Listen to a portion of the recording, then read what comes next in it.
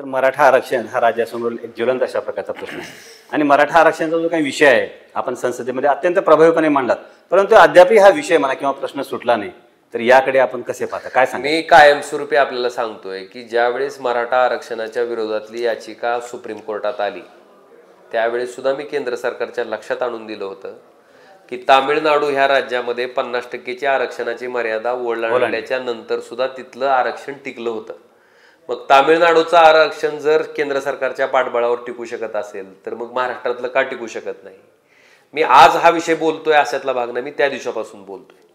त्याच्यानंतरच्या प्रत्येक स्टेपमध्ये मी सांगतोय की बाबा का आरक्षण रद्द झालं. एकतर 50%ची मर्यादा ओलांडली म्हणून पहिली संधी होती तामिळनाडू प्रमाणे करणं, ती केंद्र सरकारनं केली नाही. दुसऱ्या वेळेस 50%ची मर्यादा आता ओलांडली म्हणून सांगितलं जातंय. मग केंद्रात दिल्लीमध्ये अधिकाऱ्याच्या बदल्याचा निर्णय सुप्रीम कोर्टानं दिल्याच्या नंतर सुप्रीम कोर्टाचा निर्णय फिरवण्यासाठी जर केंद्र सरकार काही तासात लोकसभेत कायदा आणून जर दुरुस्ती करत असेल तर 50%ची मर्यादा ओलांडण्यासाठी जी संविधानिक दुरुस्ती आवश्यक आहे ती सुद्धा करायला काय हरकत आहे केंद्र सरकारचं? बरोबर बरोबर. यानं सगळेच प्रश्न सुटणार आहेत.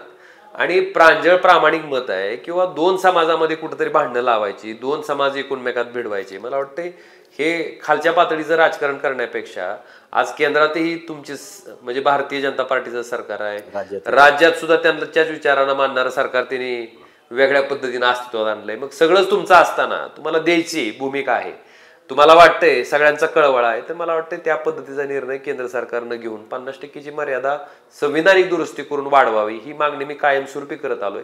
आणि ती जर वाढवली तर मला वाटतं कुठल्याही समाजामध्ये आपसात कुठेही संघर्ष निर्माण होणार नाही आणि मराठा समाजालाही न्याय मिळेल.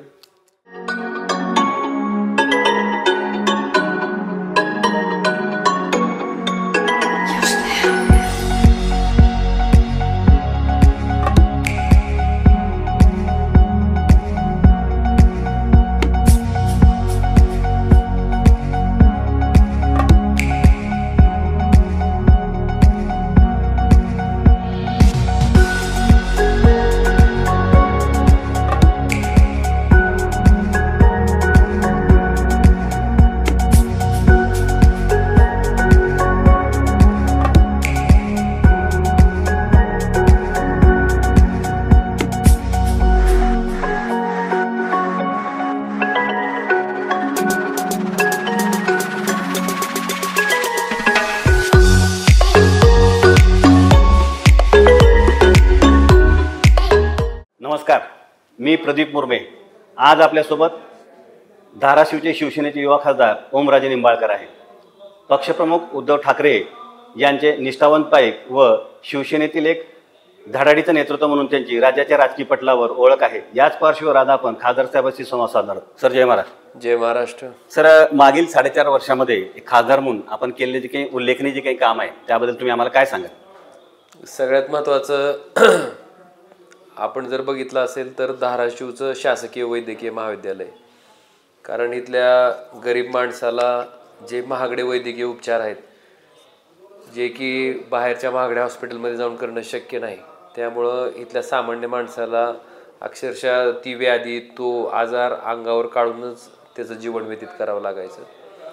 म्हणून शासकीय वैद्यकीय महाविद्यालय ह्या जिल्ह्यासाठी तेही पूर्णपणे शासनाच्या मालकीचं हे फार महत्त्वाचं होतं, जे की पक्षप्रमुख सन्माननीय उद्धवजी ठाकरे साहेब ज्यावेळेस मुख्यमंत्री होते त्या महाविकास आघाडीच्या सरकारच्या कालखंडामध्ये ते महाविद्यालय आम्ही ह्या धाराशिव जिल्ह्यामध्ये करू शकलो. हे एक. दुसरं सगळ्यात महत्त्वाचं कृष्णा मराठवाडाचं जे प्रकल्पाचं जे 21 TMC पाणी आहे जे की आमच्या दुष्काळी जिल्ह्याच्या दृष्टीनं संजीवनी ठरणार आहे, त्याच्यामध्ये आपण जर बघितलं असेल तर स्वर्गीय विलासराव देशमुख साहेब होते, त्यांनी ह्या प्रकल्पाला त्यावेळेस मान्यता दिली होती. खरं तर हा प्रकल्प 2009मध्येच पूर्ण होणं गरजेचं होतं आणि दुर्दैवानं त्याच्याकडं दुर्लक्ष झाल्यामुळं जवळपास आज 2023 आहे, आता काही दिवसातच आपण 2024मध्ये प्रवेश करतोय. तर ह्या पाण्याचा जो विषय होता त्याच्यामध्ये धाटणीचा बॅरेज बांधून जवळपास आता कित्येक वर्ष झालेत. इथला तुम्ही रामदारा तलाव जर तुळजापूरचा बघितला असेल त्याला सुद्धा कितीतरी वर्ष झालीत, पण त्याच्यासाठी जोडणारी जी पाईपलाईन होती ती मात्र त्या ठिकाणी प्राधान्यक्रमात घेतली गेली नव्हती. त्यामुळं फक्त मराठवाड्याच्या विकासाच्या पाण्याच्या अनुशेषाखाली चर्चा करायची प्रत्यक्षात पाणी येऊ द्यायचं नाही असा काहीसा तो घाट होता.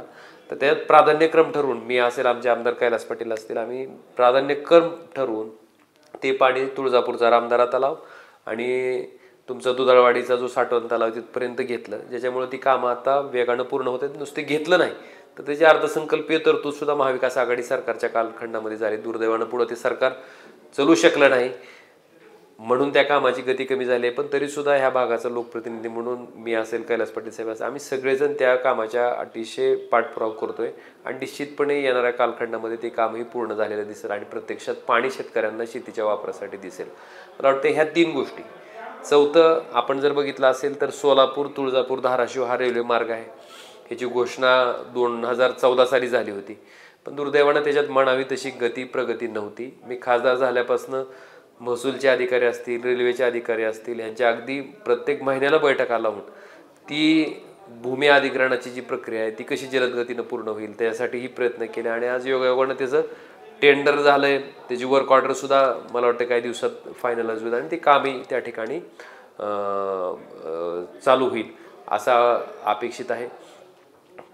दुसरं, आपण जर बघितलं असेल तर सुरत चेन्नईचा जो महामार्ग आहे तोही आपला बार्शी असेल, परंडा असेल, त्याचबरोबर तुळजापूर असेल, तर पूर्ण ह्या मतदारसंघातून जातोय. सुरत चेन्नईचा जो एलिव्हेटेड हायवे आहे तर तो सुद्धा प्रकल्प, त्याच्यासाठी लागणारं भूमी अधिग्रहण, मला वाटतं हे विषय आहेत. आणि सगळ्यात महत्त्वाचा जो रखडलेला तुमचा उमरगा ते सोलापूर रस्ता होता, बरोबर, ज्याची वर्क ऑर्डर मला वाटतंय धुळे सोलापूरच्या आधी मिळाली होती, पण दुर्दैवाने ते काम त्या ठिकाणी थांबलं गेलं होतं. तेही काम पूर्ण करण्याच्या दृष्टीनं मी पावलं उचलू शकलो आणि त्या दृष्टीनं प्रयत्नशील राहिलो. आणि सगळ्यात महत्त्वाचं, शेतकऱ्याचे जे विषय आहेत, शेतकऱ्याला जगण्याचा अधिकार आहे. शेतकऱ्यानं पिकवलेल्या मालाला त्या ठिकाणी योग्य प्रमाणात त्याच्यावर नफा कमवायचा अधिकार शेतकऱ्याला आहे. जर अदानीचं सिमेंट आज 200 रुपयाची बॅग 400 रुपयाला होऊ शकत असेल, 500 रुपयाला होऊ शकत असेल, तर मग शेतकऱ्यानं पिकवलेला कांदा का वाढवायचा नाही? बरं, अदानी किंवा इतर उद्योगपतींना आत्महत्येची वेळ आलेली आहे का? आज शेतकरी त्याचा आर्थिक प्रपंच चालू शकत नाही म्हणून त्याच्यावर आत्महत्येची वेळ आली. त्याच्यामुळं त्याच्यासाठी आवश्यक असणारे जे विषय आहेत मी कायमस्वरूपी लोकसभेत मांडत आलोय. आणि खरंच केंद्र सरकार असू द्या किंवा राज्यातलं सरकार असू द्या, शेतकऱ्याचं जगणं कुठंतरी मान्य केलं पाहिजे. आज आपण बघितलं असेल, कांद्याचा भाव वाढायला लागला की लगेच निर्यातीवर बंदी येते. सोयाबीनचा भाव 11,000 रुपये झाला की लगेच पाम तेल आयात केलं जातंय, DOC आयात केली जाते. 11,000 रुपये क्विंटल सोयाबीनचा भाव 4,000 रुपये क्विंटलपर्यंत खारे आणला जाते. मला वाटतं हाच कांदा जेव्हा शेतकरी उकंड्यावर फेकून देत आहे भाव नाही म्हणून, त्यावेळेस कोणतं सरकार येऊन विचारत नाही की बाबा तुझं किती नुकसान झालं म्हणून. मग आता कुठं त्याचे भाव वाढत होते, त्याला पैसे मिळायला चालू होत होते, लगेच निर्यात बंदी आणून जे कंट्रोल केलं जाते शेतकऱ्याच्या उत्पन्नावर, मला वाटतं ते अतिशय दुर्दैवी आहे. शेतकऱ्याचं जगणं केंद्र सरकार मान्य करत नाही असं माझा स्पष्ट आरोप आहे. इतकंच नाही, साखरेचे भाव वाढतील म्हणून लगेच इथेनॉल निर्मिती बंद घालायचा प्रकार ह्या सरकारच्या माध्यमातून झाला. मला वाटतं ह्याच्या संदर्भात सुद्धा लोकसभेत मी आवाज उठवायचा प्रामाणिक प्रयत्न त्या ठिकाणी केला. कायम शेतकऱ्याच्या व्यथा, शेतकऱ्याच्या अडचणी मी मांडलेल्या आहेत. आणि सगळ्यात महत्त्वाचं, नदी जोड प्रकल्प जो आहे, जो की महत्वाकांक्षी आहे, आणि आपला देश कृषीप्रधान देश आहे, आपल्यातले राहणारे 70% लोक हे शेती ह्या व्यवसायावर अवलंबून आहेत. त्याच्यामुळे त्या शेतीसाठी शाश्वत पाणी मिळणं गरजेचं आहे. आज बिहारसारखं, आसामसारखं राज्य असेल तिथं जास्त पाणी झालं म्हणून मला वाटतं पुराणं शेतीचं नुकसान होतं आणि त्याच्या उलट आपल्यासारखी दुष्काळी परिस्थिती असल्यामुळे पाणी नाही म्हणून शेती त्या ठिकाणी पिकवली जाऊ शकत नाही. मला वाटतं अशी विदारक चित्र आहे. तर ते जास्तीचं पाणी जर नदीजोड प्रकल्पाच्या माध्यमातून आपल्यासारख्या दुष्काळी जिल्ह्यांना जर मिळालं आणि शेतकऱ्याला सिंचनासाठी मिळालं तर निश्चितपणे नंदनवन होऊ शकतं. मला वाटतं ह्या भूमिकेतनं मी मागच्या 4.5 वर्ष अखंडपणे काम करत आलोय. काही मोजकी कामं तुम्हाला मी सांगितलं आणि सगळ्यात महत्त्वाचं, ज्या 17-18 लाख लोकांनी आपला लोकप्रतिनिधी म्हणून आपल्याला निवडून दिलंय त्या सगळ्या लोकांच्या संपर्कात राहणं, त्याच्या अडीअडचणीला धावून जाणं, त्याच्या समस्या सोडवणं, मला वाटतं ह्या जबाबदाऱ्या मी प्रभावीपणे मागच्या 4.5 वर्षामध्ये पार पाडत आलोय, प्रामाणिकपणे पार पाडत आलोय. सर, आगामी जी काही लोकसभा जी काही निवडणूक आहे त्या निवडणुकीच्या पार्श्वभूमीवर बघितलं आपण तर धाराशिव जो काही मतदारसंघ आहे, धाराशिव लोकसभा मतदारसंघ, यावर अनेक जे काही राजकीय नेते त्यांचा डोळा आहे. तर आगामी निवडणुकीमध्ये नेमकं काय राजकीय चित्र राहील असं तुम्हाला वाटतं? मी माझ्या कामावर माझा विश्वास आहे आणि मी जे काही करतो ते प्रामाणिकपणे करतो. काही लोक इमेज बिल्डिंगसाठी काय करतात, काही जणांच्या PR एजन्सी असतात, पण मी जे काय करतो ते प्रामाणिकपणे म्हणजे इथून करतो. बरोबर. त्याच्यामुळं मला माझं केलेलं काम जर लोकांना पटत असेल तर लोक निश्चित पाठीमागे राहतील. आणि लोकांना जर माझं काम नाही आवडलं किंवा माझ्यापेक्षा अजून कोण चांगला काम करणारा जर लोकांना वाटलं तर लोकांना तो लोकशाहीमध्ये अधिकार आहे. त्यामुळे मी त्याचा फारसा विचार करत नाही. जी संधी हिंदू हृदय सम्राट शिवसेना प्रमुख बाळासाहेबांमुळे, जी संधी उद्धवजी ठाकरे साहेबांमुळे मला मिळाली, मला वाटतं त्या संधीचं सोन्यात रूपांतर करत राहायचं. आणि लोकप्रतिनिधी या नात्यानं जसं मतदान आपल्याला सगळ्यांचं पाहिजे असतं तसं आपण एकदा लोकप्रतिनिधी झालो, आपण आमदार झालो, खासदार झालो, तुमचा ग्रामपंचायतचे सरपंच झालो, पंचायत समितीचा सदस्य झालो, जिल्हा परिषद सदस्य झालो, नगरसेवक झालो, नगराध्यक्ष झालो, त्याच्यानंतर त्या सगळ्या लोकांच्या समस्या सोडवायची सुद्धा जबाबदारी आपली असते. मला वाटतं ते कुठेतरी पाळलं गेलं पाहिजे आणि त्या भूमिकेतनं मी काम करतो. आगामी जी काही लोकसभा निवडणूक आहे, या आगामी लोकसभा निवडणुकीमध्ये खासदार ओमराजे निंबाळकर यांचा राजकीय कस लागेल असं राजकीय जाणकार म्हणून बोललं जाते, तर याकडे आपण कसे पाहता? कस म्हणत नाही, काय म्हणत नाही, मी मगाशपासून तुम्हाला तेच सांगायचा प्रयत्न करतोय की लोकांना, लोकशाहीमध्ये लोकांना जो लोकप्रतिनिधी होता त्याचं काम पटलं तर लोक मतं टाकतात, नाही पटलं तर घरी बसवतात. सर, आपण बघितलं शिवसेनेचे अनेक आमदार म्हणा किंवा अनेक खासदार म्हणा शिंदे साहेबांवर सत्तेमध्ये गेले, परंतु आपण मात्र शिवसेनेचे जे काही पक्षप्रमुख आहेत उद्धव ठाकरे यांच्यासोबत एकनिष्ठ राहिलात, तर या संदर्भात तुमची नेमकी वैचारिक भूमिका काय सांगाल? आपल्याला सांगावंसं वाटतंय की मी धाराशिव लोकसभा मतदारसंघाचं नेतृत्व करत असताना ह्याच मतदारसंघाचं नेतृत्व पूर्वेकाळी भाई उद्धवराव दादांनी केलेलं आहे. बरोबर. आपल्याला इतिहास माहिती आहे का? नाही. नाही. भाई उद्धवराव दादा हे विरोधी पक्ष नेते होते आणि चव्हाण साहेबांना जेव्हा केंद्रात मंत्री केलं गेलं आणि त्यांना मुख्यमंत्री पदाचा राजीनामा दिला आणि त्यांना जेव्हा उत्तराधिकारी निवडायचा होता, मुख्यमंत्री पदाचा उमेदवार निवडायचा होता, त्यावेळेस त्यांनी भाई उद्धवराव दादांना सांगितलं होतं की तुम्ही मुख्यमंत्री व्हा म्हणून. पण अतिशय नम्रपणे उद्धवराव दादांनी त्याला नकार दिला की मी ज्या लाल गोरगरीब कष्टकऱ्यांसाठी शेतकरी कामगार पक्षात आहे त्याच पक्षात मी माझा शेवटचा श्वास घेईन. मला वाटते अशा माणसानं ज्या मतदारसंघाचं नेतृत्व केलंय, मला वाटतं आपली सुद्धा ती नैतिक जबाबदारी आहे. पण काय कारण होतं आमचं? आमची काय ओळख होती का? काही ओळख नसताना राजकीय पार्श्वभूमी तेवढी सक्षम, म्हणजे माझी वैयक्तिक, माझ्या वडिलांचं होतं काम, प्रचंड काम होतं, पण माझं काय ओळख होती? मला वाटतं अशा परिस्थितीमध्ये आमदार असेल, विधानसभेत, लोकसभेत खासदार असेल, ह्या संधी आम्हाला हिंदू हृदय सम्राट शिवसेना प्रमुख बाळासाहेबांमुळे, आदरणीय पक्षप्रमुख उद्धवजी ठाकरे साहेबांमुळे मिळाल्या. मला वाटतं तिची जाण आमच्या मनात आहे. शेवटी लोकांनी मतं आम्हाला त्यांच्याकडे बघून टाकलेत आणि त्या मताशी आम्ही प्रामाणिक राहायचा त्या ठिकाणी प्रयत्न केला. आणि आपण जर बघितलं असेल तर महाराष्ट्रात नाही तर देशात सामान्यातल्या सामान्य कुटुंबातल्या माणसाला, म्हणजे ज्याच्या घरात कोण कधी सरपंच किंवा ग्रामपंचायतच्या सदस्य सुद्धा नव्हतं, अशा माणसाला आमदार, खासदार, कोण पांढरपरी चालवते असा माणूस आमदार, मंत्री, मुख्यमंत्री, लोकसभेचा अध्यक्ष इथपर्यंत पोहोचवायचं काम फक्त हिंदू हृदय सम्राट शिवसेना प्रमुख बाळासाहेब ठाकरेंनी केलं.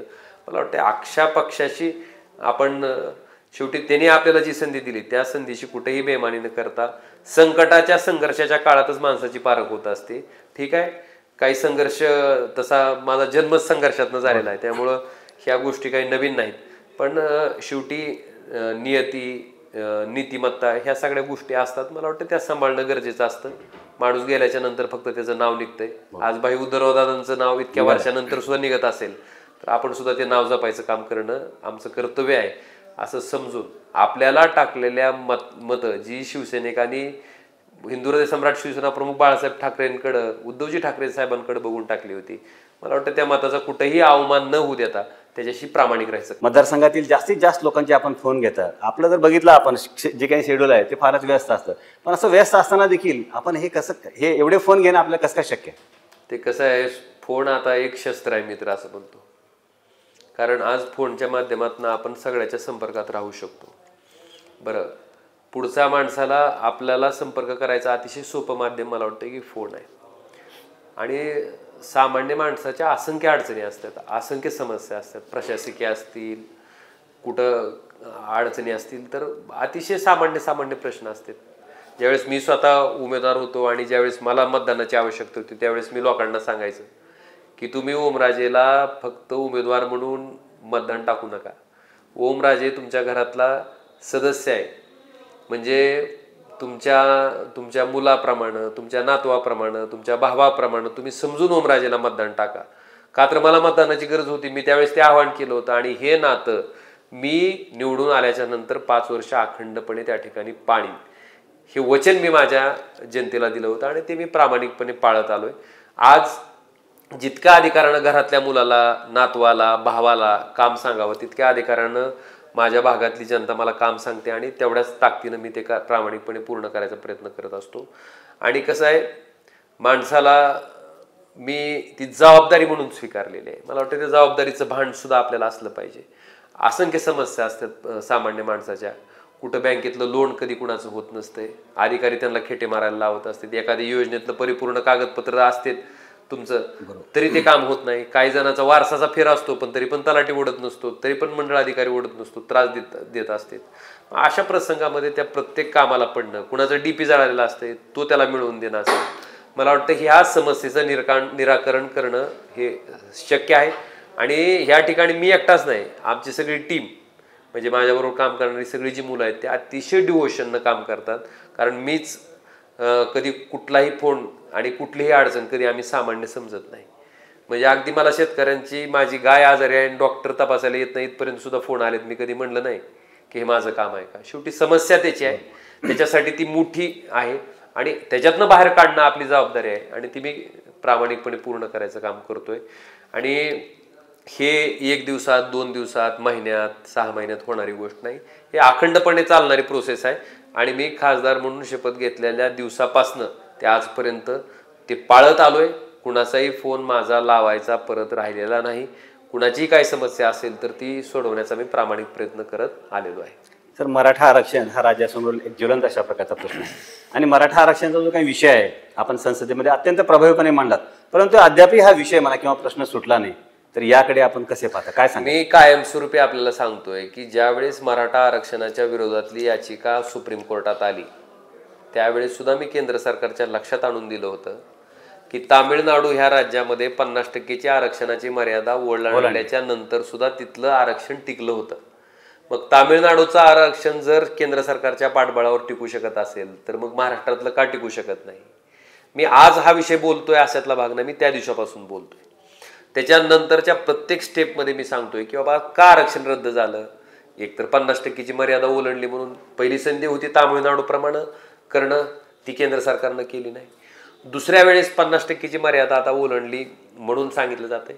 मग केंद्रात दिल्लीमध्ये अधिकाऱ्याच्या बदल्याचा निर्णय सुप्रीम कोर्टानं दिल्याच्या नंतर सुप्रीम कोर्टाचा निर्णय फिरवण्यासाठी जर केंद्र सरकार काही तासात लोकसभेत कायदा आणून जर दुरुस्ती करत असेल तर 50%ची मर्यादा ओलांडण्यासाठी जी संविधानिक दुरुस्ती आवश्यक आहे ती सुद्धा करायला काय हरकत आहे केंद्र सरकारचं? बरोबर बरोबर. यानं सगळेच प्रश्न सुटणार आहेत. आणि प्रांजळ प्रामाणिक मत आहे किंवा 2 समाजामध्ये कुठेतरी भांडणं लावायची, 2 समाज एकमेकात भिडवायचे, मला वाटते हे खालच्या पातळीचं राजकारण करण्यापेक्षा आज केंद्रातही तुमची म्हणजे भारतीय जनता पार्टीचं सरकार आहे, राज्यात सुद्धा त्यांच्याच विचारांना मानणारं सरकार त्यांनी वेगळ्या पद्धतीनं अस्तित्वात आणलंय. मग सगळंच तुमचं असताना तुम्हाला द्यायची भूमिका आहे, तुम्हाला वाटतंय सगळ्यांचा कळवळा आहे, तर मला वाटतं त्या पद्धतीचा निर्णय केंद्र सरकारनं घेऊन 50%ची मर्यादा संविधानिक दुरुस्ती करून वाढवावी ही मागणी मी कायमस्वरूपी करत आलोय. आणि ती जर वाढवली तर मला वाटतं कुठल्याही समाजामध्ये आपसात कुठेही संघर्ष निर्माण होणार नाही आणि मराठा समाजालाही न्याय मिळेल. सर, आपण मतदारसंघामध्ये नेहमीच जनता दरबार भरवता आणि आपण जे काही जनता दरबार भरवता त्याबद्दल अतिशय चांगली अशा प्रकारची चर्चा आहे. परंतु नेमकं या जनता दरबाराच्या माध्यमातून किती लोकांना फायदा झाला किंवा या संदर्भात तुमचा काय एखादा अनुभव वगैरे आहे का, काय सांगा तुम्ही आम्हाला? तुमच्या माहितीसाठी मी सांगतो की आता बरीचशी लोक पॉलिटिकल स्टंट म्हणून किंवा PR साठी बी काय काय लोक हे ह्या पद्धतीचे कामं करतात. पण कसं असतंय, आपण ज्या जनतेसाठी निवडून आलो त्या जनतेसाठी आपल्या जीवनातला किती वेळ आपण देतोय. कारण अनेक राजकीय पुढारी किंवा लोकप्रतिनिधी जर बघितली तर त्यांची बरीचशी कामं भरपूर असतात. पण मी आपल्याला अतिशय प्रामाणिकपणे सांगतो की दुसरं कुठलंही काम माझं नाही. जनतेसाठी वेळ, जनतेच्या कामासाठी वेळ, ह्याच्या व्यतिरिक्त दुसरं कुठलंही काम मी करत नाही. व्यवसाय म्हणूनही करत नाही, फक्त मी माझ्या मनापासून स्वीकारलेलं हे काम आहे. आणि त्यांच्यासाठी वेळ देणं आणि साध्या साध्या गोष्टी असतात. कुणाचं बँकेतलं लोन होत नसतंय, मला वाटतं तिथं आपण बोलल्याच्या नंतर आणि सगळ्यात महत्वाचं लोकप्रतिनिधीला लोकांच्या समस्या कधी कळतात. आपल्याला आपण जर शेतकरी असाल तर मी सांगतो शेतकऱ्याला शेती कधी बांधावर बसून कळती का शेतात उतरल्यावर कळती. शेतात उतरलं. तसं लोकप्रतिनिधीला लोकांच्या समस्या लोकांच्या मध्ये गेल्यानंतर कळतं. त्यामुळे माझं संपर्काचं सहज साधन आहे आणि मी कुटुंबाचा सदस्य आहे म्हणून सांगितल्याच्या नंतर मला वाटतं तितक्या अधिकाराने लोक सांगतात, समस्या सुटतात. मला आपल्याला सांगायचंय की एका मुलीचा मला पहाटे 4 वाजता फोन आला, तिची नीटची परीक्षा होती, पुण्याला जायचं होतं तिला. तिची बस बंद पडली सोलापूरच्या मोहोळच्या तिथं, तिला जायला कुठलीही गाडी नव्हती. जर वेळेत पोहोचली नाही तर नीटची परीक्षा तिथं देता आली नसती. तिचा मला फोन आला, मी आमच्या एका कार्यकर्त्याची गाठी तिथं अरेंज केली आणि त्या माझ्या भगिनीला मी वेळेवर नीटच्या परीक्षेसाठी पोहोचवू शकलो. काम साधं आहे. आपल्याला वाटतं अरे काय हा ना. मग अशा कामाला एखाद्या माणसाचं दवाखान्याचं आहे, कुणाचा पेशंट असतो, कुणाला रक्ताची आवश्यकता असते, कुणाला दवाखान्यात डॉक्टरनं त्याचं कसं असतंय की बाबा एक प्रत्येक माणसाला काळजी असते की बाबा माझा पेशंट दवाखान्यात आहे, डॉक्टरचं लक्ष आहे का नाही, जर खासदार साहेब बोलले तर अजून लक्ष देतील, ही भावना असते त्याची. तिथं बोलल्याच्या नंतर कुणाला त्याच्यात काही उपचाराची गरज असेल, कुणाला रक्ताची आवश्यकता असेल आणि कोरोनासारखा काळ आपण बघितलाय, अनेक पेशंटला अनेक गोष्टीची आवश्यकता असायची. म्हणजे त्याच्यात अगदी आम्ही झोकून देऊन काम केलेलं आहे आणि त्याच्यामुळे एक जनतेचं आपल्याबरोबरचं एक रिलेशन त्या ठिकाणी अतिशय घट्ट असं तयार झालंय आणि तेच करण्याची खरं आपली जबाबदारी आहे, ते मी करतोय. तर खासदार ओमराजे निंबाळकर यांच्या आवडीचा राजकीय नेता कोण? मला म्हणजे अतिशय प्रामाणिकपणे सांगतो मी की मी नशिबान आहे खरं. तुम्ही म्हणसाल कुठल्या अर्थ. आगामी जे काही लोकसभा निवडणूक आहे ते आपण नेमकं आता कोणत्या प्रश्नावर लढणार? मी पुढची जी येणारी निवडणूक आहे ती माझा सगळ्यात महत्वाचा प्रश्न मी काय आणि जिव्हाळ्याचा प्रश्न की शेतकरी हा एक केंद्र. फक्त सरकार म्हणते शेतकरी जागला पाहिजे, खेड्याकडे चला, खरा भारत ग्रामीण भागात राहतो, ह्या म्हणायच्या गोष्टी आहेत. पण प्रत्यक्षात ज्यावेळेस त्याच्यावर निर्णय घ्यायची वेळ येते त्यावेळेस शेतकऱ्याच्या कांद्यावरच निर्यात बंदी घातली जाते. हे का? आज आपण जर बघितलं असेल आपल्याकडे चांगला पाऊस काळ झाला आणि शेतकऱ्याच्या शेतात जर उत्पन्न निघालं आणि शेतकऱ्यांना उत्पादित केलेल्या मालाला जर भाव असला तर तुमचं सोनाराचं दुकान असू द्या, तुमचं गाडी विक्रीचं दुकान असू द्या, डॉक्टरचा व्यवसाय असू द्या, कुठलंही दुकान घ्या, फळवाल्याचं असू द्या, ही सगळे धंदे कसे चालतात? तेजीत चालतात. तीच जर दुष्काळ असेल आणि शेतकऱ्याच्या शेतात जर माल उत्पादित झाला नाही, शेतकऱ्याच्या खिशात जर पैसे आले नाहीत तर एक तरी व्यवसाय चालतो का ह्याच्यातला? सगळे व्यवसाय ठप्प पडतात. आज बरीच लोक सांगतात ती 3 ट्रिलियन 4 ट्रिलियन अर्थव्यवस्थेच्या गप्पा मारतात, पण त्या कधी शक्य होणार आहेत? माझा मुद्दा तोच आहे की नदी जोड प्रकल्पासारखा महत्वाकांक्षी प्रकल्प देशात राबला गेला पाहिजे. त्याचा फायदा महाराष्ट्राला झाला पाहिजे, त्याचा फायदा धाराशिव सारख्या दुष्काळी जिल्ह्याला झाला पाहिजे, जिथं महाराष्ट्रामध्ये सगळ्यात जास्त शेतकऱ्याच्या आत्महत्या होतात. ही अतिशय खेदाची बाब आहे. हा आकांक्षित जिल्ह्याच्या यादीत येणारा जिल्हा आहे. मला वाटतं त्याचा स्तर उंचावणं, तिथं लोकांना संधी उपलब्ध करून दिलं रोजगाराच्या, मला वाटतं हे अतिशय प्राधान्याचे मुद्दे आहेत. आणि सगळ्यात माझा केंद्रबिंदू जर काय असेल तर शेतकरी आहे आणि शेतकऱ्याला उत्पादित केलेला जो माल आहे त्याला व्यवस्थित भाव देणारं सरकार मला वाटतं कुठेतरी केंद्रात तयार झालं पाहिजे. आणि सगळ्यात महत्वाचं लोकांच्या संपर्कात, लोकांच्या अडीअडचणीत पडणारा जर लोकप्रतिनिधी असेल आणि लोकांना जर मी पटत असेल तर मला वाटतं हे सगळे मुद्दे आहेत. लोकांना माझं काम पटलं असेल, आवडलं असेल तर लोक स्वीकारतील. सर, आपली आणि त्याचबरोबर उस्मानाबादचे जे काही आमदार आहेत किंवा शिवसेनेचे जे काही जिल्हा प्रमुख आहेत कैलास पाटील यांची जी काही मैत्री आहे त्याची राजकीय वर्तुळात खूपच चर्चा होती, त्याबद्दल तुम्ही आम्हाला काय सांगाल? कसं असते, सामान्य माणसाचं भलं करणं हा वसा घेऊन जर आपण एकत्रित आलो असेल तर मला वाटतं तुम्ही बघितलं असेल तर आमदार आणि खासदाराचं सहसा पटत नाही, कायम 36 आकडा असतो. मला वाटतं इगो नावाचा प्रकार जर बाजूला ठेवला तर राजकारण सुद्धा सामूहिक पद्धतीनं करायची गोष्ट आहे. आज आपल्याला आपल्या माहितीसाठी सांगतो, ज्यावेळेस महाविकास आघाडीचं सरकार होतं त्यावेळेस मी आणि कैलास पाटील जेव्हा आम्ही मंत्रालयात जायचो तर दोघंही, मी खासदार असेल ते आमदार, आम्ही दोघंही मिळून ताकद लावायचो आणि कुठलंही काम अगदी नेटानं पूर्ण करायचं. त्याचा परिणाम असा होता की मी एकटा जर कधी चुकून मंत्रालयात गेलो तर मंत्रालयातला अधिकारी सुद्धा मला विचारायचे की आमदार साहेब कुठे आहेत, आणि ते जर एकटे गेले तर विचारायचे की खासदार साहेब कुठे आहेत. म्हणजे इतकं आमचं बॉन्डिंग होतं. शेवटी सामान्य लोकांच्या हितासाठी ही पदं आहेत, ही काय मिरवण्याची पदं नाहीत. त्याच्या आयुष्यात सुखाचे 2 क्षण आणण्यासाठीची ही पदं आहेत आणि ती पदं जबाबदारी म्हणून आम्ही स्वीकारलेली आहेत. आणि आम्ही तितक्या ताकदीने एकत्रित राहून करतोय काम. तर खासदार ओमराजे निंबाळकर यांच्या फिजिकल फिटनेसचं सिक्रेट काय? काय नाही, मला व्यसन आहे व्यायामाचं. लोकांना बरीचशी वेगवेगळी व्यसनं असतील, मला व्यायामाचं व्यसन आहे.